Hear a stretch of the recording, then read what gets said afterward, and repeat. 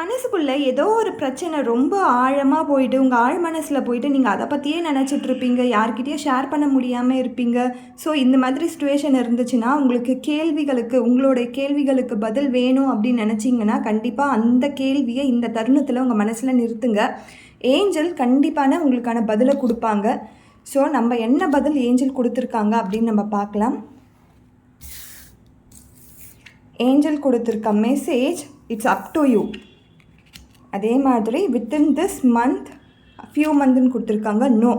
So நீங்கள் ஒரு விஷயத்தை போட்டு ஓவர் திங்கிங் பண்ணிகிட்ருக்கீங்க இல்லையா, அது வேணுமா வேண்டாமா, இதை பண்ணலாமா வேண்டாமா, இதை சூஸ் பண்ணலாமா வேண்டாமா அப்படின்ட்டு.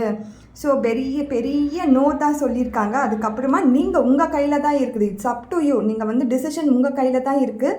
உங்கள் இன்ட்யூஷனை பார்த்து நீங்கள் அதை டிசைட் பண்ணிக்கோங்க. அதற்கான பாசிபிலிட்டி எப்போ உருவாகும் பார்த்தீங்கன்னா இன்னும் கொஞ்ச நாளில் உருவாகும்.